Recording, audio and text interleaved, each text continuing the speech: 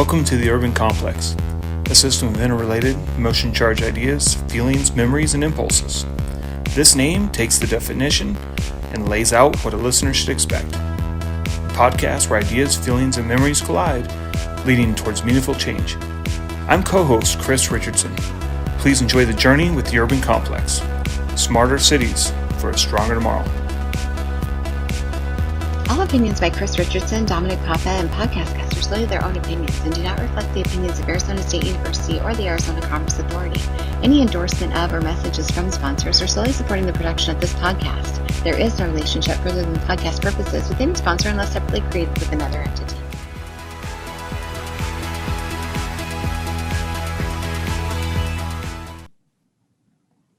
All right, Dom, another episode. How's it going? Yeah, it's going well, man. How are you? Great. Yeah, it's fun, like this time of year in the Valley, it's great weather. We've talked about that before. But like, it's also just different. You just get a sense, at least in America. I know recently we had Ireland on and they don't exactly have all the same things I'll be talking about, but it's interesting to see. We're talking here at Arizona State about how we get our people coming back to the office. And you and I joke all the time that we'd love to have a beer in person with our guests and do the podcast and do it on the road at events. And it just seems like events are a real possibility on the relatively short-term horizon. It just feels like things are different. I don't know. So I'm excited. Yeah. Oh, yeah. I mean, you don't have to tell me. I think Barcelona finally announced that this year's Smart City Expo World Congress, the biggest, largest smart city event in the world, will be held in person in November. I mean, yeah, it was so massive.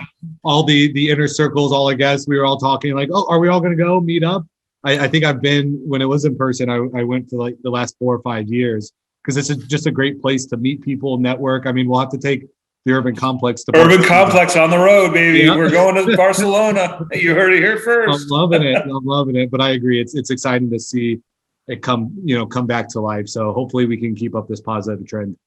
Yeah, it's really exciting. I'm not sure if it's public knowledge. I can't exactly say the name, but the large public company has announced they're going to do their summit here in the Phoenix Valley, associated with ASU. So it's super exciting. That's next April. So again, it's just getting real.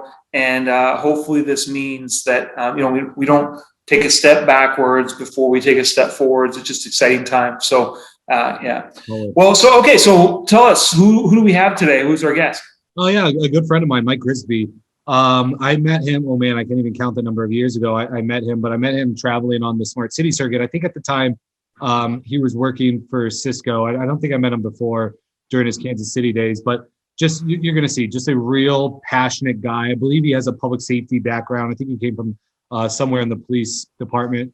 But you're just going to tell right away, he's got a very strong passion for this. And I remember us, anytime we were at an event, we would purposely try to find each other out so we could have a beer and just chat about what we were doing. He was always supportive of what we've been doing in Arizona, believed in the cause around getting people together to collaborate to make more of an impact in the smart city, smart region space. So I really think you're going to like him. Very, very good guy. He's up at the city of Sioux Falls now and just really making an impact there. So excited to have him on because he went public to private, and now he's back to public. So it'll be interesting to hear this story. Yeah, super cool. I don't know him well. We did bump elbows, I believe, at the Meeting of the Minds event that we held here in Phoenix 2 Februarys ago, 3 February. I don't know. I can't remember. But so, yeah, it would be excited to see him. So should we get him on?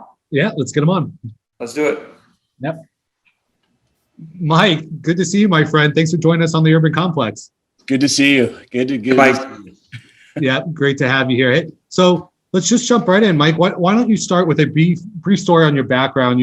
What do you want our podcast audience to know about where you came from? We can talk about your role with the city of Sioux Falls soon, but let's focus now on your prior journey. Talk to us a little bit about your story.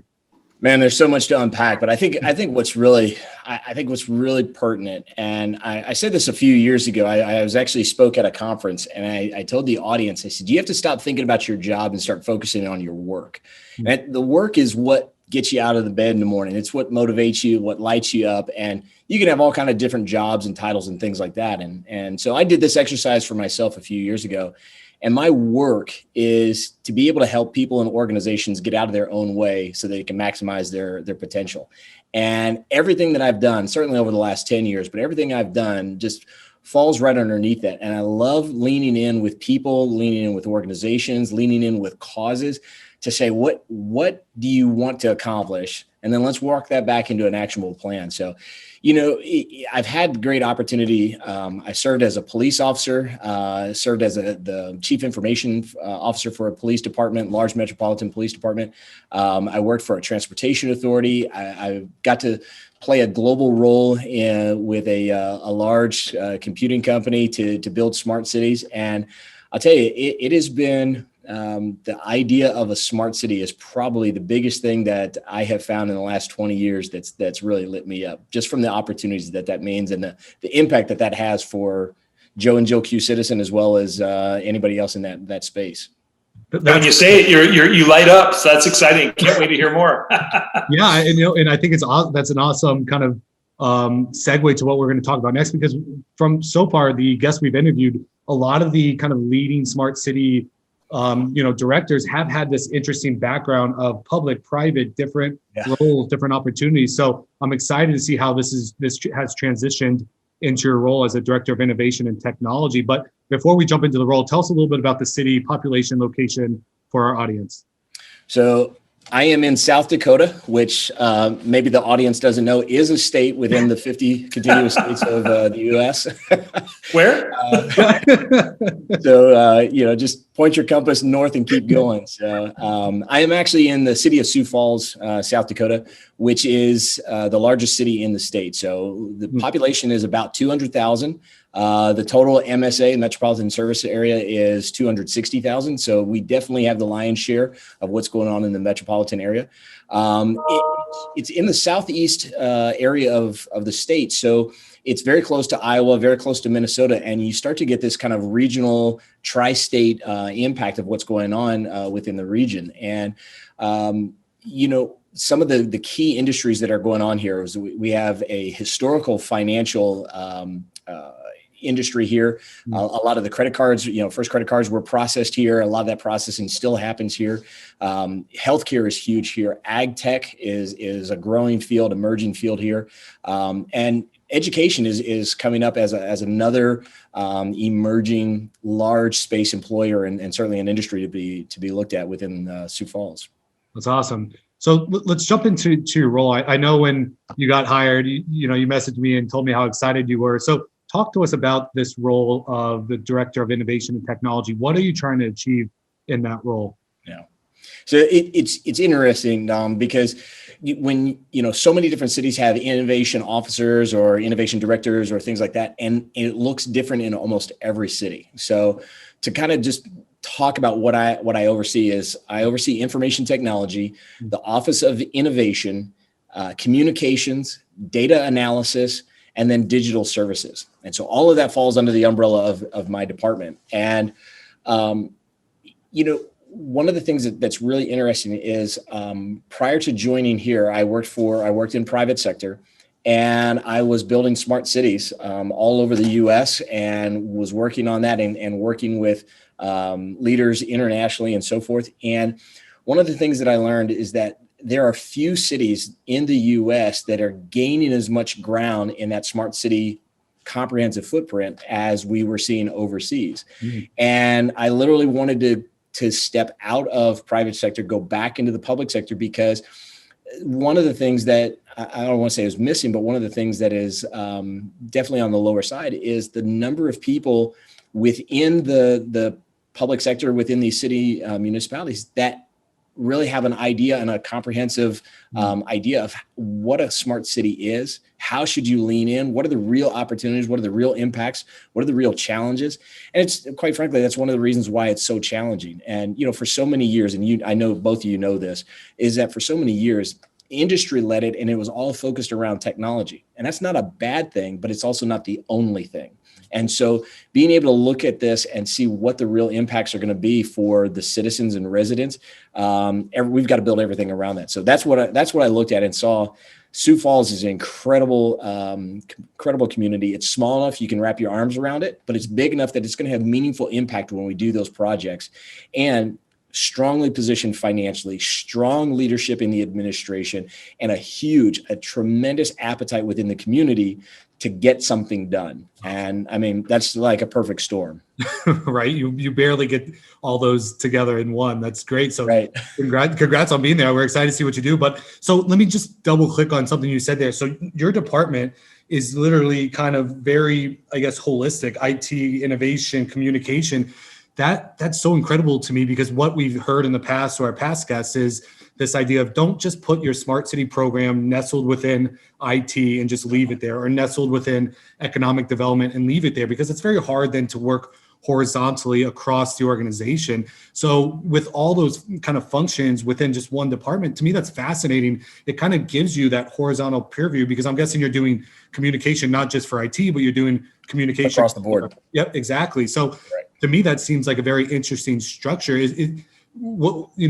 What else have you seen the benefits of that? I mean, do you get that natural buy-in when you're going to different department directors about a new program? So it is interesting, because at the director level, and I'll say this from just with my colleagues, I have not experienced a city with as collegial a leadership team as this. I mean, everybody is really leaned in. Everybody is bought in at the director level. Where the challenges were is, how do you get that message? How do you propagate that message down across the rest of the organization? Because at some level, somebody is just focused in on the widget that they're making, or the business that they're doing, or the transaction that they're doing, right? And to help them understand what that means to the bigger picture, that has been one of the biggest challenges that we've done. And so now with communications inside this department, one of the things that I'm trying to tackle right now with my team is to build out those communication standards, those brand standards that say, here's how we're going to do messaging. Here's how we're going to bring everything, kind of a one team, one vision, one voice aspect to what the city is doing.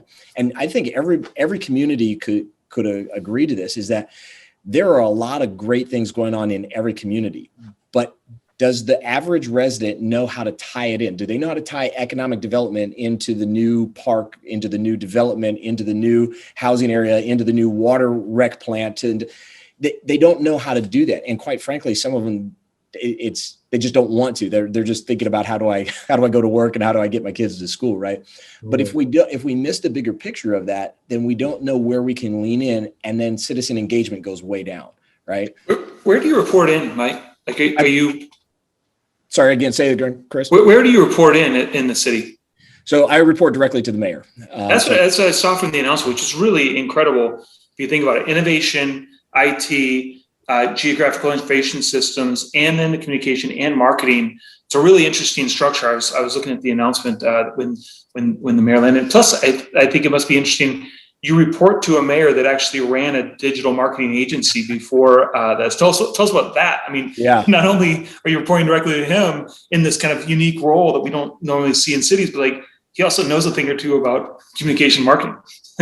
I think what's really even more interesting in that dynamic is just his leadership position, right? He has all of that background, and he can jump into the mix of those conversations, but he knows he's allowing me to move forward and start to have those conversations, and then just bolsters where he needs to, so that I don't have to spend extra time trying to explain and unpack why this is important, why we need to be going down this direction, why we need to be thinking 17 steps ahead.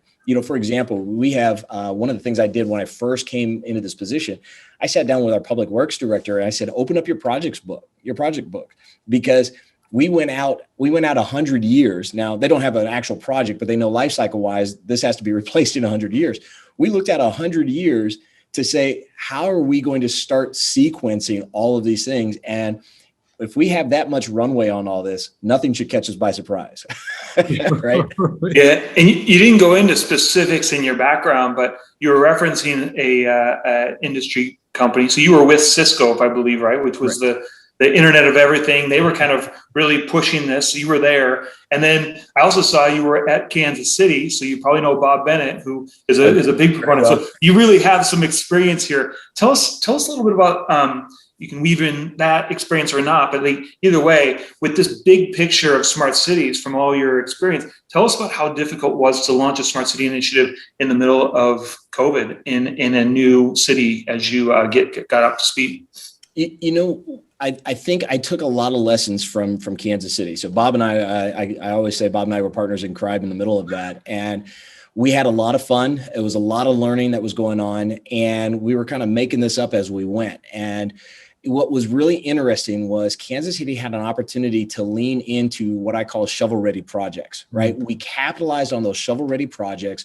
We leveraged them with incremental growth on a funding side, and then that laid the foundation for the footprint that we put in for our Smart City Corridor. Fast forward into COVID and what we're doing here in Sioux Falls, what COVID did is, and you all know this, how important this is for any smart city build out or endeavor, you've got to have your infrastructure in place. You've got to build those foundational components, but that's unsexy talk. That's unsexy work. And everybody wants stuff above ground and nobody wants to talk about the stuff underground. What COVID did was it slowed the pitch down enough that we could actually capitalize and take a look at that foundational, those infrastructure components. And now, even on the backside, you look at American Rescue Plan with this tremendous infrastructure investment. Now we've got these things identified, and it's almost like just laying pipe after pipe after pipe. And What's really interesting, you have the GIS side of your scope too, because you need that. You need good data stored in ways that the whole city can work with. And then you have to have the plan. This makes a lot of sense. So let's take that a little further for our audience. A lot of mayors, city managers, CIOs, CTOs, resiliency officers. How would you advise to them where, high level of what you've learned, how should they be thinking about their smart city plan and integrating it with the community? Tell us about your approach to that. You have to think in terms of both and, not either or. And what I mean by that is you need to really put and almost script a plan of what you're going to do on your infrastructure and your foundational components. And you have to do that, get that unsexy work done while you can find some low-hanging fruit that the community can actually understand. Find something where the community can latch onto and start to metabolize the change of mindset, the change of how they're interacting and engaging with technologies that are soon to be emergent. I mean, they are not emergent, but soon to be prolific, right? The way that we're consuming content now is just completely changed than it was 10 years ago. So you have to be ready for this in ways that most municipalities are not thinking about. It's not that they're not thinking about it, they're not prepared for it. And it just, some of this has caught us by surprise, but even in some of the larger cities, Los Angeles, Austin, like these challenges are real. Dallas, I had a phone call just the other day talking about Dallas, and these for sure are real, right? But you can't shirk the dirty work. Yeah, exactly. That's my new phrase. You can't shirk. Can you give an example of both the dirty work that you're doing in Sioux Falls, as well as maybe one of the innovation low-hanging fruit things, just to give our audience that specific perspective? So when I came on board, I had a GIS team that had been in place for a long time. I've got 9 individuals in that shop. They had done the work to catalog all of the fiber in the city. And that's dirty work. You guys know this, right? Somebody has to sit there and catalog every bit of it. Oh, yeah. It's not like people are signing up for. I almost shed a tear when they told me that. It's like, we already have all our fiber there. I know who owns it. I know where it is. I know when it was last laid. I know who's responsible for it. I have all of that inside of our asset management system. In addition to that, the Parks and Rec went out and cataloged every tree that the city owns. Oh, wow. So we have all of this inventory, and it's now in our asset management as layers that we can turn on and off and get. Like, that's dirty work. Somebody had to go out and count every one of those trees and put the geo information on all of that and the fiber. But we now have that, and it's just an easy job to maintain it. Now flip to what's going to be exciting. We're still in the approval process on this, and we're getting some pitches together, but we're going to be putting in a park very near one of our city attractions.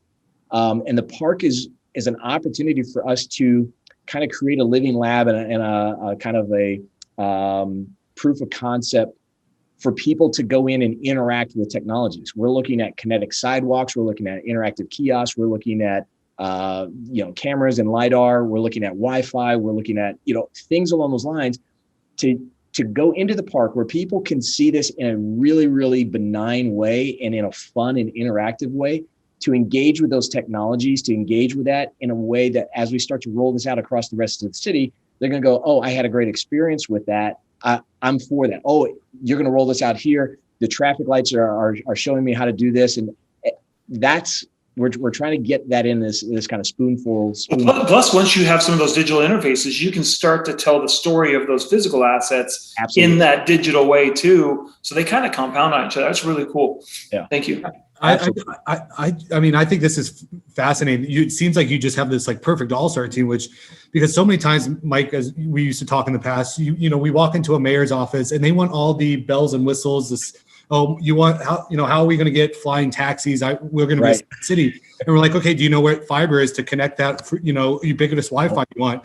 No idea. No. It's like, you have to, yes, we can work towards that big, shiny, sexy object, but we have to do the unsexy work too, and all this groundwork. And I think to your point of having shovel-ready projects, because now what we're seeing is with the federal funding that's coming down, they're looking for shovel-ready projects. And so, yes, maybe they would fund ubiquitous Wi-Fi, but if your city doesn't know where the fiber is to connect and deploy ubiquitous Wi-Fi, you're not shovel-ready. You're going to have to go do the studies, and so you're going to be passed over. Right. And so I think it's a huge learning lesson. To that point is, if your CIO, your chief innovation officer, is not leaning in on the economic development side, is not leaning in on the public works side, those projects are going to get stood up without thinking about the technology component to it. Yes, we might put normal connectivity to it, but we're not thinking about the bigger aspect of that and how it could do. We've got a logistics park, and we're thinking about, as that grows and develops and evolves, how do we light that up with future technology? I don't like the word future-proofing, but how do we certainly look ahead and kind of oversize that for where we're headed? So those are the kinds of opportunities that you have. Yeah. I think it's just awesome, the work you're doing and the team you have. I mean, congrats on all your success. It sounds like it's been a fun journey. It is, and we're just getting started. I told the mayor when I first came on board, I said I need 2, maybe even 3 years of no bell ringing work. We gotta do the dirty work. Right? Yeah. We're not going to be on. We're not going to get the GovTech article. We're not going to get the right. But we've got work to do. And then once we do that, then we can talk about all the bell ringing stuff. And, right now we're having conversations now. The ARP, the rescue plan, is accelerating some of those conversations because we get to talk about infrastructure in a very, very different way. But we still have to do the dirty work. That's awesome. So after this whole journey, what is your view on smart cities? I think we've talked about it in so many different ways over the years. To me, a smart city is an engaged community. And what I mean by engaged, we just did I oversee our digital equity task force. And so we did some work this past summer, did some data collection, and just the education and awareness deficit around what that means, why it's important, and what that means for the future of the city. That is a deficit that we have to overcome, and we got to overcome that almost like post haste. We've got to get that done, because we think it's about somebody playing games or getting access to social media, when it's really about quality of life. It's about access to medicine. It's about access to employment. It's about workforce readiness and preparation. So a smart and connected community, to me, is an engaged community. And if you don't have engagement within the bulk of your citizenry, then you're missing a tremendous opportunity to leverage your own resources. I mean, how many times do we say this is like, the smallest percentage of the community is who's driving the community. It's like, we got to pull in more people into this, because we may be missing some of the greatest ideas, some of the greatest resources, and we just simply don't know. I love that. I think that's a fabulous perception of smart cities. So Mike, maybe before we get to our last question, I want to give you a little shout out. You're not only, you have this role in the city, but you're also an entrepreneur and kind of hustling on the side as well. Talk to us a little bit about your side hustle and tell the audience what else you're working on. So last year, I launched an initiative called First Life, and it was around the impact, the positive impact that law enforcement and more than law enforcement, but first responders are having within their communities. I know we have so many terrible stories that are going on right now and so many tragedies that our communities are trying to overcome and really wrap their arms around. But there are so many more positive stories and positive impacts that our first responder community is having. So I launched a Kickstarter campaign last year to get it rolling. Missed my funding on that, but we're regrouping and we made some pivots and we're going to relaunch in September again this year. Super excited because not only is it to recognize the positive work that the first responders are doing, but it's a way for the first responders to establish different and stronger relationships within the community outside of the uniform. If that's the only time that I get to interact with you, I have a very shallow view of what first responders and public safety means. If I get to get exposure to you in all kinds of different ways, then I build kind of different neural networks and neural pathways, and my relationship is way, way, way stronger. And we're going to need to leverage those both from the community side and the first responder side in bad times or in tough times. So I'm excited. So is it a product or a service that you're envisioning? It's a lifestyle. It's lifestyle apparel. So the idea behind it is to create an emblem that people can recognize to say, not only am I on this side as a first responder, but I support this side, and I support, more importantly, making my community safe. It's not just public safety folks that are responsible for it. It's every citizen. So how do we have this rallying cry around a symbol that says all of us are focused in on making our community safe, and we can engage and lean in together? That's brilliant. From a couple of guys that know a side hustle or two, that's what the whole urban complex is. But good luck. It sounds exciting. So Mike, anywhere we can direct our audience now, or should they wait and hold off until you relaunch? Yeah, we need to wait until the relaunch because everything's under construction right now. No worries. We'll be ready. I appreciate the shout out though. No worries. We'll promote when it relaunches. We'll be sure to promote it. Yeah, it's super exciting. We'll wrap up. We have a couple of questions, standard questions. So is there anyone along the way that you can't do this alone, that you want to call out in appreciation that's kind of helped you in getting where you are or influenced as a mentor, something like that? Love to hear. I have to give a shout out to my wife. She has been there in the midst of all the craziness. I told her the other day, I said, I feel kind of like, I'm Jack in the Beanstalk and you're the mom that's telling me how stupid I am for buying into magic beans. Being able to see a vision and holding a vision and not turning loose of it, you have to have people in your corner that one won't totally think you're crazy. So the other one, my boss at the Kansas City Transportation Authority, Robbie Mackinnon, a gentleman who is a personality when he walks into the room, and just you get lit up within 5 minutes of talking to him, and you don't even know what you want to do, but you're ready to go do it right now. And I love his vision. I love how he sees people. He sees transportation as more than just buses. It is a true community, kind of the central nervous system of a community. So he was very, very instrumental in just helping me see a bigger vision for what smart cities could be. That's awesome. Super cool. We also like to ask our guests, because they usually know other people that people in this industry want to hear from. Is there anyone you think, as you learn about the urban complex and about what we're trying to do here with these stories, anyone we should have on the show?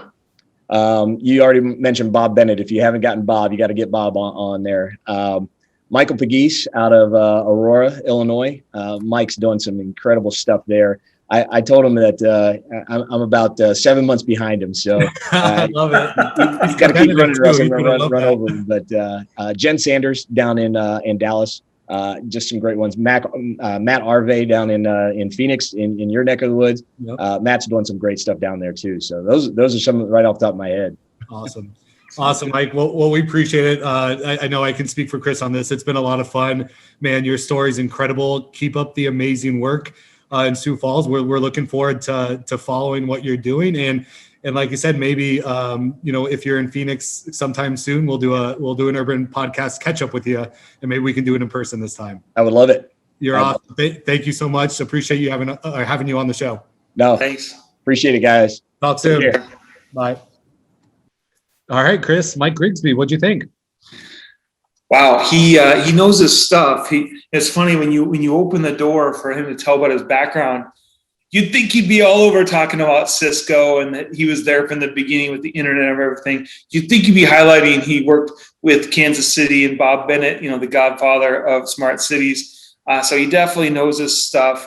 To me, it just starts with what he was brought in to do. I think it's really interesting. You love the organizational side of things. I'm sure you'll get into that later. But the fact of what he's been asked to do, we probably haven't seen this scope under one individual ever from the show. So what was the scope? Innovation, IT, geographical information systems, and communications and marketing. What a mix of scope. And I think it's really important because you need to be able to tell the story. You need to be able to tie the innovation to the outcomes. You want to start with IT. I was pretty impressive what he does. Yeah, I love it. I think it resonates with our former guests. While there might not be one concrete way to run a smart city program, what we've realized through all the guests is don't bury it within one department with one focus, right? It's got to be expansive and horizontal. You're exactly right. Good point. Yeah. And I think the other thing that he kept coming back to was the fact of you got to do the non-sexy infrastructure stuff, and then you can get the rights to do the work of the fun stuff that's going to relate to the citizen. And it almost like he has fun with the non-sexy stuff too. So it's not about necessarily the fun. And so I just kept thinking about that as he was sharing. And so if you don't have the plumbing, if you don't have the data, if you don't have the asset management, if you don't have the tools, how are you, if you don't have the connectivity, how are you going to compete? How are you going to be there when the time is right?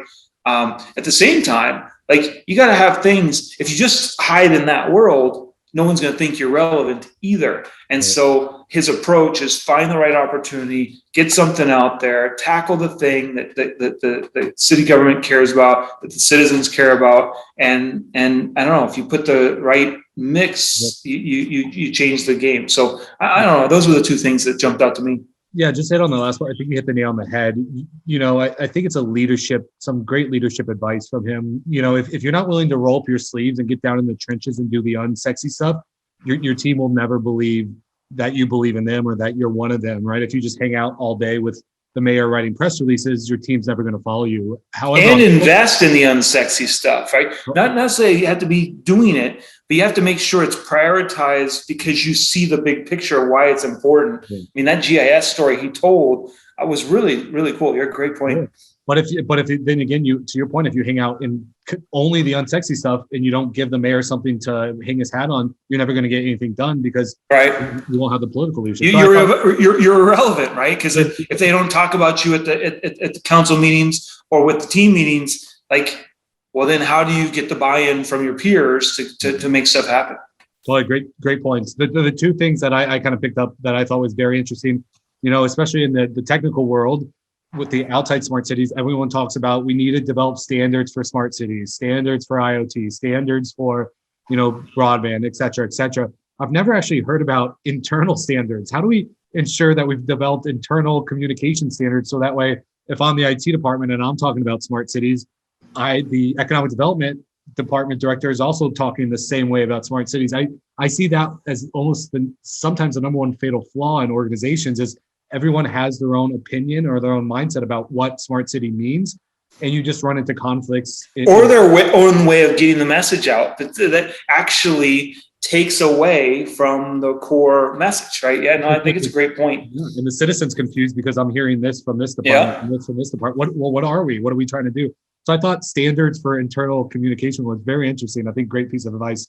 And the second one that I thought was awesome is because we hit on it in Cracks in the Pavement, I think a couple weeks ago, around this idea of executives needing to, or leaders needing to be digital literate, I believe it was, have digital, be a digital champion. And so here's a mayor who has this background in tech and in digital marketing, understanding enough of the digital aspect to understand it, to grasp it. So that way Mike doesn't have to sell every time the reason why he's doing it. He understands, just give me this much, right? He doesn't have to start from, well, this is how digital X works, right? This is the point of doing or asset inventory, right? He doesn't have to start there because the mayor had, just enough digital literacy education. Well, it's not even just enough. I mean, he ran a digital agency. You look on their website, I was stunned. Like everything's a video, everything's a short clip. It probably ties into the social. They probably get a lot of feed in Sioux Falls. Yeah, no, I think it's important. And he literally reports to them. So how often have we found that these folks don't report to first of all, at best they report to the city manager. And then, so you have no idea, but literally this role with this very broad, diverse set of scope reports to the mayor. That's got to be a huge signal to the executive team. Hey, pay attention. This is important stuff. So then those standards actually get used by others, not just stay in a vacuum either. Yeah, I think awesome. It was exciting to see Mike again, happy that he's happy in his role. And I'm glad we were able to bring him on and tell his story. I thought it was a lot of fun. So let's see. Oh yeah, Cracks in the Pavement. What do you got for us this week? Well, before I jump in, I'm excited because we've announced sponsors of the overall urban complex in in past episodes. But I'm excited because we've got interested sponsors about to come to the forefront to sponsor this section. So clearly, what we're doing is working. And so again, call to action. Any of you listening, please let us know. Throw it on social. Let us know what questions you have. I'm fine keeping doing it because we find some fun stuff that we care about talking about. But you guys know the cracks as well. I'm sure better than we do. So I love it. We've got sponsoring bringing us their cracks. I love it. Sponsors. I try to tell people stay no to crack, but hey, yeah, that's a good point. Yeah, bring us if you have an idea for that, sponsors, bring it to us. We love it. Yeah. Go ahead. So Cracks in the Pavement, though, it's been fun. We've been having a lot of play on this words, but here's one that actually brings it home to the Phoenix Valley too, because we have this issue, and I think it's only get worse. You see in the news about how home prices are just going crazy. There's just not enough inventory. You also see rents going through the roof for the same sorts of reasons. Well, that gentrification and those out of whack prices actually lead to people falling through the cracks, unfortunately, in homelessness. So I just saw something where California launched its first ever statewide homelessness data repository. I mean, how amazing. I mean, California, its economy is like the 6th largest economy of any country in the world. So that's a massive place. So imagine if they had full view of everything going on statewide, of who's been in a shelter, who might be at risk, who needs some training. I don't know. I just think it's a really interesting approach that they're taking. And while it isn't going to happen overnight, it's a great, bold ambition. Completely. That's a very interesting topic because I've seen it firsthand here. I remember when, we first started the nonprofit and got moving on our, smart city journey, we'd go talk to the mayors and they would say, please, please, please don't start with homelessness. It's such an impossible thing to solve. So many nonprofits come to us trying to solve that and it ends up just completely failing. But I think that's because that was, years ago when we weren't really focused around data or making data-driven decisions. Yep. So I think now that we've not only have capabilities like an AWS in the Cloud Innovation Center, being able to leverage their expertise in the area, but combining with, now we actually have all this data and how to integrate data across departments or across organizations. Yeah, I think we might be hopefully at a turning point to actually make some cracks in this impossible issue.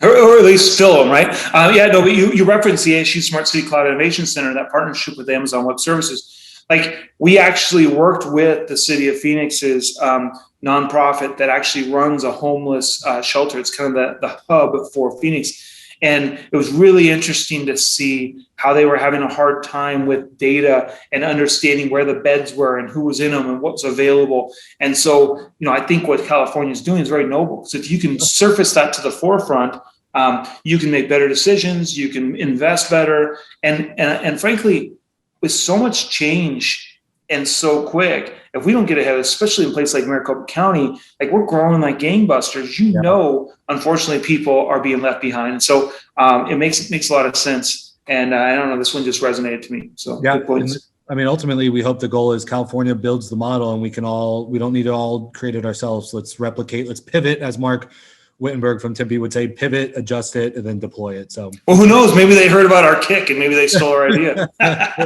Very true. I'm just kidding. Awesome. Cool. All right. Well, that is a wrap on the Urban Complex. Thanks everyone for joining us. It's a great show. Yeah. Great to see you this week. See ya. Cheers. Thanks for listening to the Urban Complex. Smarter cities for a stronger tomorrow. Please find us on where you listen, Apple Podcasts, Spotify, or YouTube. We do love your feedback. Let us know if you have ideas for guests or questions to air on Cracks in the Pavement via social media. The Urban Complex is found on LinkedIn, Facebook, and Twitter. Or just shoot me an email, chris@theurbancomplex.com. Until next time.